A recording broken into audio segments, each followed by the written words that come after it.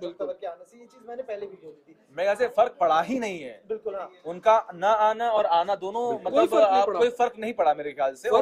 फर्क कोई नहीं पड़ा, लेकिन कुमारी शैलजा को राहुल गांधी जी दिखाने की कोशिश की, वो जवाब दे दिया, वो दलितों ने जवाब दे दिया। हरियाणा के दलितों ने वो राहुल गांधी को बहुत बड़ा जवाब दिया है। रोहन, आपने जैसा बोला कि बीजेपी ने अपना वोट बैंक वहां पर तैयार कर लिया, गैर जाटों की बात करें, बिल्कुल दलितों की बात करें तो कोशिश तो कांग्रेस कर रही थी कि वो ब्राह्मणों का जो वोट अच्छा बैंक एक और चीज बिल्कुल, मनोहर लाल खट्टर ने कुमारी शैलजा को इनविटेशन दिया था, जो बातें कही गई थी, सम्मान हाँ देने की बात कही थी, कहा गया था कांग्रेस में वहां पर दलित नेताओं का अपमान होता है।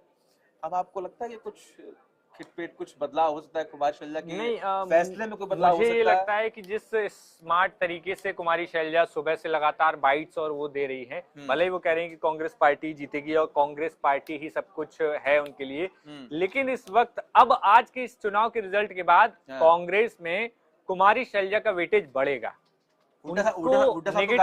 नेगेटिव पब्लिसिटी भले ही मिली, लेकिन कुमारी शैलजा को इतनी पब्लिसिटी मिलना बड़ी बात है, क्योंकि कुमारी शैलजा अब पूरे देश की नजर क्योंकि कुमारी शैलजा पर थी कि क्या वो करेंगी।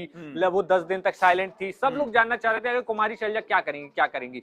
तो ऐसे में उनका कद और बढ़ चुका है, और जब कांग्रेस पार्टी के रिजल्ट में कमी आई है तो कहीं ना कहीं उनका वेटेज भी बढ़ा है कि अब जो है कांग्रेस पार्टी में कुमारी शैलजा के साथ कुछ भी होता है तो उसका सीधा इफेक्ट कांग्रेस पार्टी के वोट बैंक पर पड़ेगा, और कांग्रेस पार्टी नहीं चाहेगी कि उनका वोट बैंक पर किसी भी तरीके से फर्क पड़े। बीजेपी तो ऐसे में हरियाणा में 48, पहले 51 था, 50, उसके बाद अब 48 यानी कि जो आंकड़े हैं वो घट रहे हैं। महबूबा मुफ्ती का बयान सामने आया है। महबूबा मुफ्ती, हालांकि पार्टी तो कुछ कमाल नहीं कर पाई, लेकिन महबूबा मुफ्ती का कहना है कि जम्मू कश्मीर की जनता ने स्थिर सरकार के लिए वोट दिया, लोगों ने बीजेपी को हराने के लिए वोट दिया, तो अपनी पार्टी की साख तो बचा नहीं पाई। उनका बयान ये है कि वो भी खुश है, बिल्कुल नहीं है लेकिन वो खुश है, और आने वाले समय के संकेत उन्होंने दे दिए कि इंडिया अलायंस में जाने वाली है, कांग्रेस और एनसी का दामन थामेंगे, क्योंकि पार्टी बचाना है उनको। देखिए जो स्थिति है वो तो बिना शर्त के अपना समर्थन सरकार में दे सकती है वो, क्योंकि अगर वो समर्थन नहीं भी देंगी तो भी अगर कुछ विधायक कम पड़े तो टूटकर उनकी पार्टी से जा सकते हैं। जम्मू कश्मीर में आम आदमी पार्टी ने खाता खोल दिया है। डोडा वाली सीट आम आदमी पार्टी जीत गई है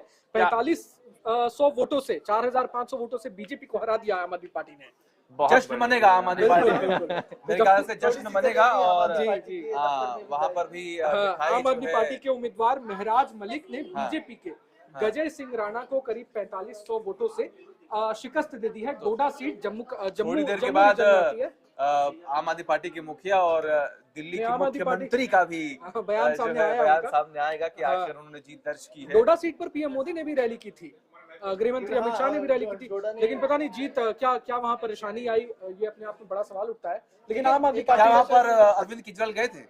अरविंद केजरीवाल नहीं गए थे, वहाँ लोकल लीडर्स ही आम आदमी पार्टी के लड़ रहे थे, लेकिन जैसे कि इन्होंने पीएम मोदी की रैली का जिक्र किया, लेकिन पीएम मोदी अरविंद केजरीवाल ने बधाई दी है उम्मीदवार को। पीएम मोदी ने दोनों ही राज्यों में बहुत कम इस बार भागीदारी रखी, अपनी रैलियों को ले लें या फिर चाहे जनसभा को की लेकर के हम बात करें तो बहुत कम योगदान था उनका इस बार। राहुल गांधी ने उनसे ज्यादा की इस बार रैलियां जी।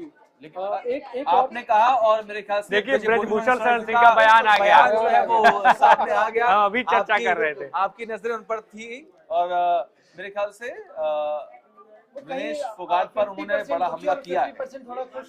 विनेश फोगाट पर बड़ा हमला ब्रजभूषण शरण सिंह का, तो ये जो बड़ी बात यहाँ पर दिख रही है, मैं चाहूंगा कि लगातार जो हम चर्चा कर रहे थे विनेश फोगाट को लेके, तो यहाँ पर देखिए विनेश फोगाट की जीत तो हो गई है, जीत में कई सारे रंग और गुलाल भी उड़ता हुआ दिखाई दे रहा है वहां पर, लेकिन अब विनेश फोगाट जिनके सामने अपना जीत का सर्टिफिकेट लेकर जाती कांग्रेस हाईकमान, लेकिन उससे पहले स्टेट में जो उनको कांग्रेस में लेकर आए भूपेंद्र हुड्डा और दीपेंद्र हुड्डा, अब भूपेंद्र हुड्डा और दीपेंद्र हुड्डा दोनों नदारद हैं स्क्रीन से, और अब जो है जीत का परचम लेकर विनेश फोगाट अकेले अपने जुलाना से चल पड़ी हैं। अब वो देखिए चंडीगढ़ पहुंचेंगे, कुछ देर बाद आप उनके तस्वीर भी देखेंगे, उनका रिएक्शन आ चुका है कि वो जीत चुकी है, लेकिन उनके चेहरे पर वो तेज, वो खुशी जो है वो गायब है, क्योंकि कांग्रेस को वो आंकड़े, वो बहुमत जो है वो नहीं मिला।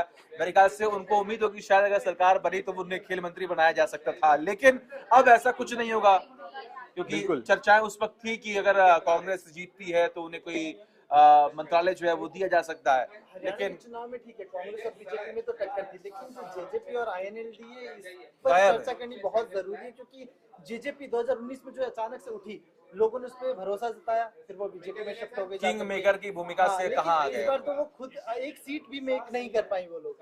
तो फिर ये अगर मैं कुछ देर पहले हमने कहा था कि वो छठे स्थान पर जेजेपी के साथ वही हाल हुआ है जो कि पीडीपी के साथ जम्मू कश्मीर में हुआ। लेकिन पीडीपी के लिए फायदे का सौदा ये है कि वो खुद सीटें निकाल पाई। यहाँ तो खुद अध्यक्ष जो जेजेपी के हैं दुष्यंत चौटाला, वो अपनी सीट ही नहीं बचा पाए। अचानक अलग जो उनका गढ़ माने जाने लगा था 2019 के बाद से। हाँ। और आईएनएलडी चलिए 2 या 3 सीटें शायद अभी निकाली है आईएनएलडी ने, तो जेजेपी का तो और ही बुरा हाल होने वाला है। हो सकता है कुछ महीनों के बाद या कुछ सालों के बाद जेजेपी वापस से आईएनएलडी में विलय वाली स्थिति जैसे हम उत्तर प्रदेश में देखते हैं समाजवादी लेकिन पार्टी उससे की क्या बात- हो जाएगा? उससे क्या ही फायदा होगा आपको?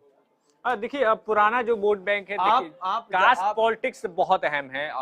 सचिन, मैं मानता हूँ इंडिया में कास्ट पॉलिटिक्स बहुत अहम मानी जाती है, और अगर दोनों को एहसास हो जाएगा कि देखिए अलग होकर लड़ने से दोनों का नुकसान है, तो भले ही कुछ सीटों पर, कुछ मुद्दों पर दोनों को कॉम्प्रोमाइज करना पड़े, लेकिन मैं मानता हूं कि ये जो स्थिति है, क्योंकि अब 5 साल तक चुनाव नहीं है, अब सीधा लोकसभा चुनाव आएगा या विधानसभा चुनाव 5 साल बाद है। कास्ट पॉलिटिक्स की बात हो रही थी। कभी कभी ऐसा होता है कि पब्लिक जो है वो कास्ट पर ना वोट कर वो कभी विकास के मुद्दे पर भी वोट करती है, कभी अपने कैंडिडेट को देखकर वोट करती है कि हमारा कैंडिडेट कैसा है, वो किस जाति का है, ये कोई मैटर नहीं करता। अभी कुछ दिनों पहले मैं बिहार को लेकर एक आर्टिकल पढ़ा था, उसमें इस बात का जिक्र किया गया कि जिस कास्ट से नीतीश कुमार आते हैं और उसकी आबादी 3% है मेरे ख्याल से बिहार में, कुर्मी समाज से आते हैं वो, और उनकी आबादी जो है वो सिर्फ बिहार में 3% है। तो अगर 3% आबादी वाली अगर आपको वोट देगी तो आप कभी भी सरकार में बना ही नहीं सकते। लेकिन नीतीश कुमार जो है वो कई सालों से 9 बार से मुख्यमंत्री बने हुए। तो कई बार ऐसा होता है कि जनता जो है वो कास्ट से ऊपर बढ़कर वोट करती है, वो कभी विकास के मुद्दे पर वोट करती है, जो कि मेरे लिए भी प्राथमिकता होनी चाहिए और आप सभी के लिए भी, कि कभी भी अगर आप वोट करें तो आप ये देख कर वोट करके हमारे कास्ट का नेता है, आप ये देख के वोट कीजिए कि आपके हित में कितने काम किए हैं और स्थानीय मुद्दे जो है वो क्या क्या है। और लेकिन हालांकि हरियाणा में तो खेल कास्ट का ही हुआ है, जिसकी वजह से नुकसान भी कांग्रेस को काफी ज्यादा होता हुआ यहाँ पर दिखाई दे रहा है। लेकिन फिलहाल आंकड़ों की अगर हम बात करें रोहन, तो देखिए बीजेपी जो है वो एक नंबर बढ़ चुका है, पहले 48 था, अब ये 49 हो गया, कांग्रेस जो है वो 36 हो गई है। ईसीआई का जो डेटा है सचिन, ईसीआई के रुझानों में बीजेपी ने हाफ सेंचुरी पार कर ली है। 51 सीट आ गए। इलेक्शन कमीशन ऑफ इंडिया पर भी अभी कुछ देर पहले हम लोग बात कर रहे थे, आरोप कांग्रेस ने ये कह दिया कि जानबूझकर लेट लतीफी जो है वो जवाब दिया जा रही है। जवाब आ गया, क्या जवाब दिया बता दीजिए। जवाब दिया है कि गलत नैरेटिव फैलाने की कोशिश की जा रही है। ऐसा बिल्कुल जनता इतनी मूर्ख नहीं है, गलत नैरेटिव आप फैलाने की कोशिश कर रहे हैं। हमारा वेबसाइट पे अपलोड होगा तो अब तो 2 बज गया ना, आपने 12 बजे बयान 11 बजे बयान दिया, अब तो 2 बज गया। नहीं, ये तो विशाल, ये तो बस बहाना है, हार को टालने के लिए बहाना है, बचने का। आप हार स्वीकार करो, सबसे बड़ी बात ये है, हार स्वीकार करनी चाहिए। बिल्कुल बिल्कुल बिल्कुल। देखिए कांग्रेस ने लोकसभा चुनाव में अच्छा जो उनका परफॉर्मेंस था वो रहा, और इंडिया गठबंधन ने अच्छी जीत जो है वो हासिल की थी। उसके बाद अभी कई जगहों पर अगर आप पढ़ेंगे देखेंगे तो आर्टिकल जो है वो छपने शुरू भी हो गए होंगे कि हरियाणा में नुकसान कांग्रेस को क्यों हुआ। वजह सबसे बड़ी बात यहाँ पर ये कि वो ओवर कॉन्फिडेंट जो है वो हो चुके थे, और राहुल गांधी का ये बार बार कहना कि हम जो है एक्टिव है, हमने लोकसभा चुनाव में जीता तो इस बार हम ये स्टेट इलेक्शन जो है वो जीत जाएंगे, कॉन्स्टिट्यूशन बदलने की जो रणनीति कही गई थी, बताई गई थी, जो नैरेटिव सेट किया गया था, हम उसी पर कामयाब होंगे। इसलिए आपने देखा भी होगा कि हरियाणा में जितना लोकसभा चुनाव में राहुल गांधी एक्टिव थे, उतना हरियाणा चुनाव